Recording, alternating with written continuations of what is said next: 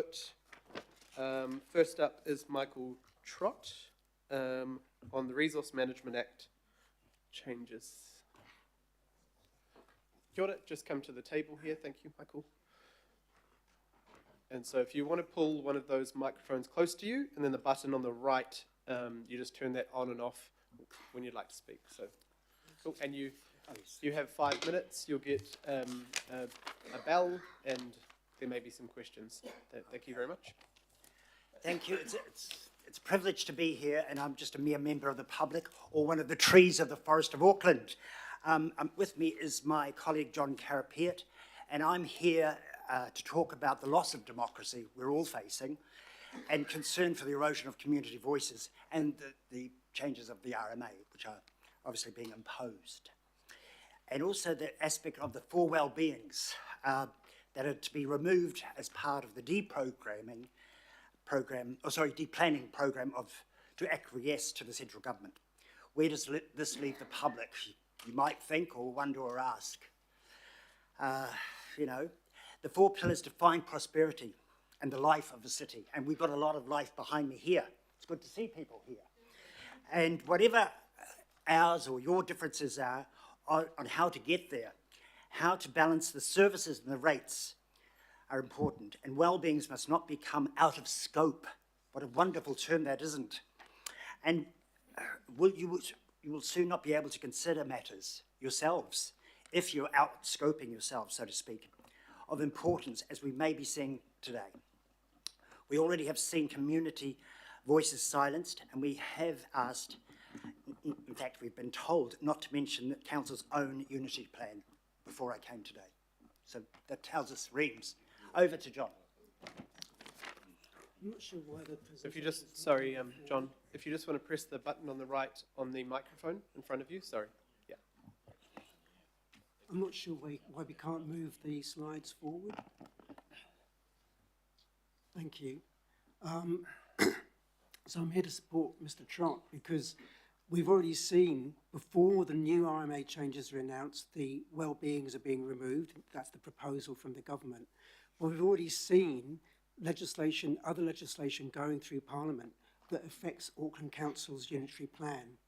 And the reason why we're here today is as an act of recognition that the future changes may silence the community voice on matters of importance, as it already has.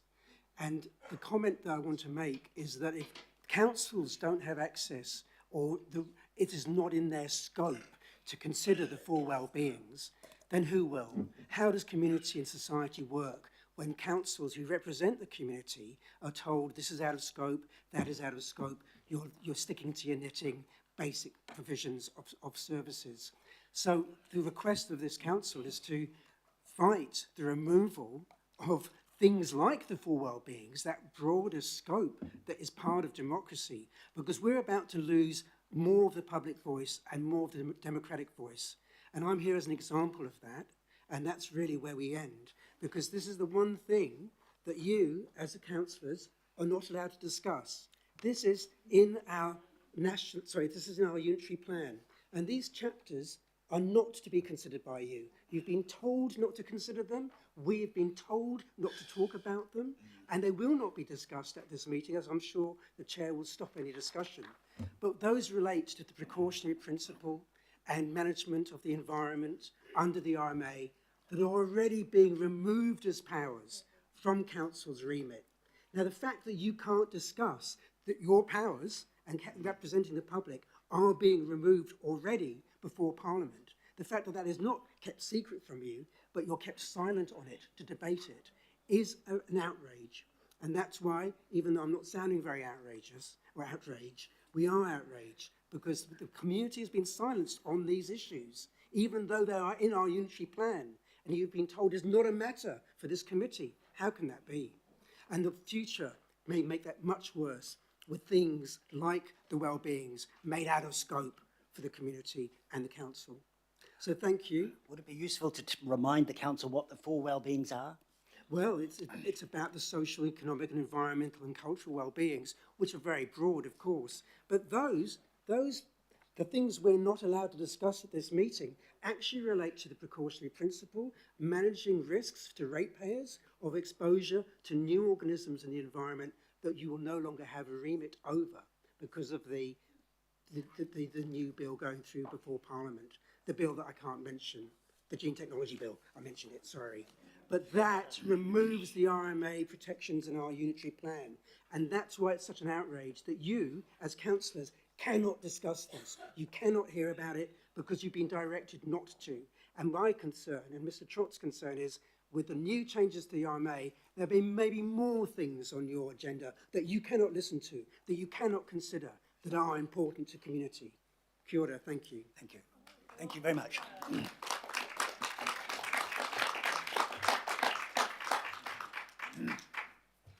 Kia ora, thank you both, and thank you to the members of the community who've come with you on this one. And there will be some debate on four well-beings later, and I know that many of us, including myself, are very supportive of protecting the four well-beings. There may be differing views around the table, but this council has a long-standing view of protecting those because it's what our people expect of us, in my opinion.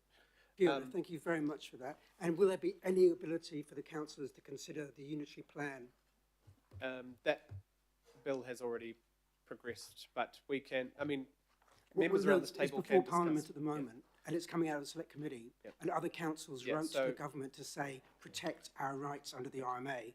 Auckland Council declined to do that, but there's still opportunity to fight for the rights of the precautionary principle that protect the environment. There is one other thing that the council needs to be aware of.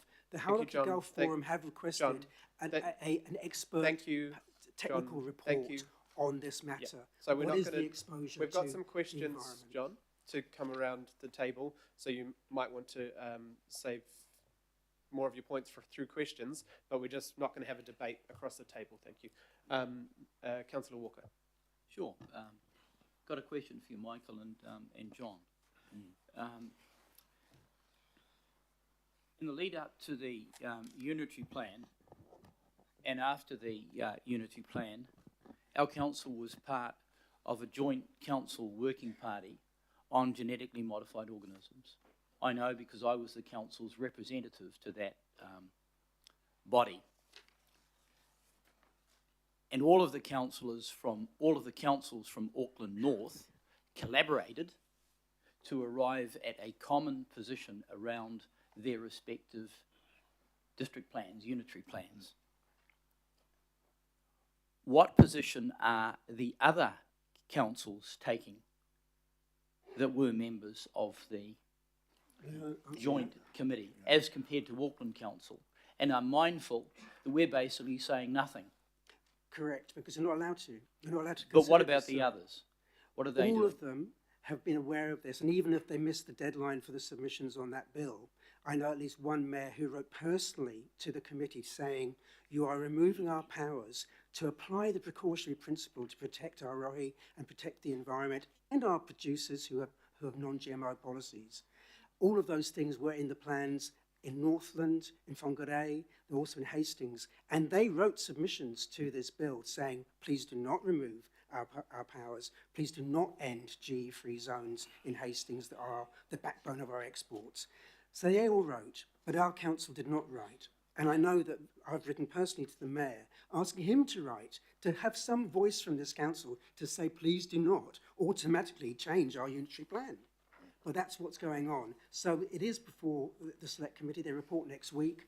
Who knows if they listened to those councils. But the battle must go on because this is a national issue, but also a local issue. Just to the nub of it, those councils are very concerned both about their exports, about the community voice that wanted those GE-free zones established being removed. But more than anything, it's about the economy, because the national bill removes the precautionary principle at the national level. And what the RMA amendments in that bill do is remove the precautionary principle at the local level. Now, the removal of the precautionary principle is a major matter of global concern, because the science and technology is advancing so fast that there needs to be some backstop to where the regulator says, oh, look, this is dodgy, we don't know what we're doing. In the local plans, and that's what the councils did in that working group, they identified gaps in the current legislation under the HASNO that exposed ratepayers and the environment to risk. And they managed those with the plans. Now, those plan managements are being removed without anything being said by this council and without any right to discuss them. And that's surely not right, because it is a unitary plan issue. Thanks, John. I just want to put my comment on record that this is a serious issue and we're found wanting. Thank you. Kia ora, Councillor Henderson. Yeah, thank you, Chair, and thank you for your comments. They were really good, really enlightening. It seems to me to be an attempt by central government to define what core services actually are. And I think that if we go around this table and this room and outside of the room, we'll all have a different definition. So do you think it would be more appropriate for communities to decide themselves through the local democratic process on what their interests and what's important to them is? Well, I think that's the situation today, is it not? But what we're saying is that the changes proposed under the RMA to remove those well-beings as part of the council's remits will actually make things more and more out of scope. And the example that we have today is that this was made out of scope for this committee. You cannot talk about the unitary plan. Now, that's extraordinary. And what we're worried about is that in the future, there'll be other matters that do come up from the community. I don't know how many submissions were made on the annual plan asking council to put some funds aside to join and work with these other councils on the Inter-Council Working Group on GMOs. But they were completely ignored. It'd be very interesting to know how many submissions, how many letters, how many emails were made, both on the annual plan to put in, I think it was like 30,000, to work with this collaboratively with other councils on this common issue. But the concern is, absolutely, as you say, Councillor, it should come up from the public. And this did come up from the public. It came up from the public through the inter-council working groups and the unitary plan provisions. And these are being removed without a word from this council and without any opportunity to discuss it. You may agree that they should be removed, but you haven't discussed it. They're being removed automatically by the Gene Technology Bill. And it should be discussed. It should be discussed by you, our representatives. Thank you, I really appreciate that. Thanks, Chair. Kia ora, Councillor. Councillor Fully, and then I've got Councillor Turner, and I'll cut off questions from there. So, Councillor Fully. Kia ora. Part of my question's been answered. I was just going to ask very directly, what do you say to those who say that the 4 well-beings should be removed because they're not core council business? Do you mind if I answer that? It goes back to what we think is prosperity, and all the different views politically are that, you know, this is the way to prosperity, that is the way to prosperity. But ultimately, those are human values.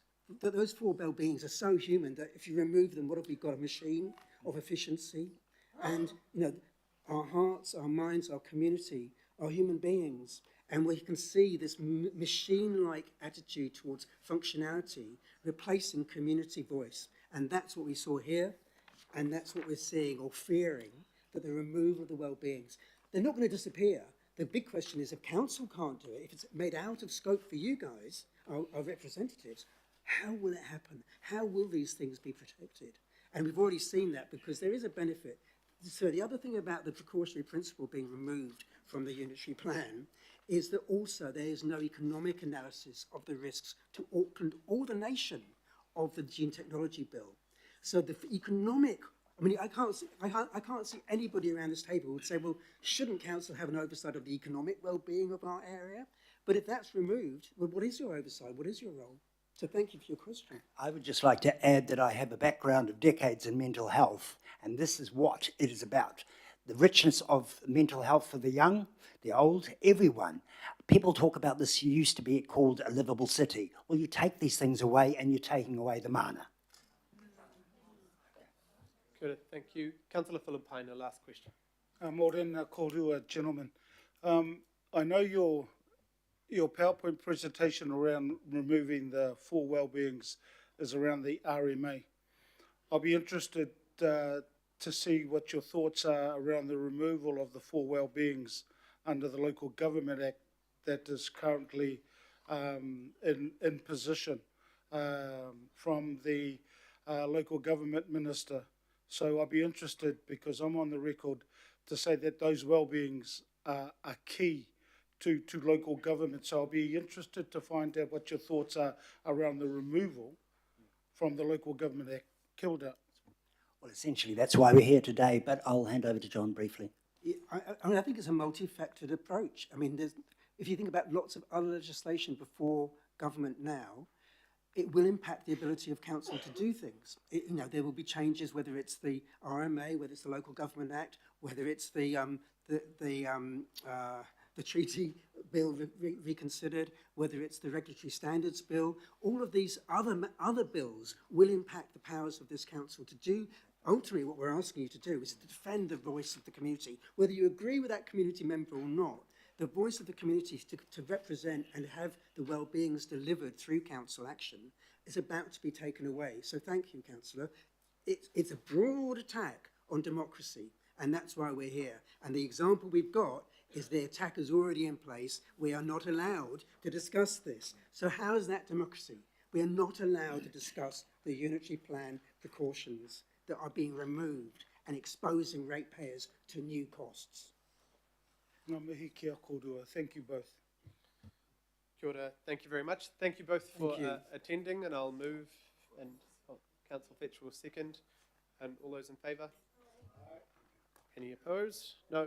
Thank you both for coming. Thank you for listening.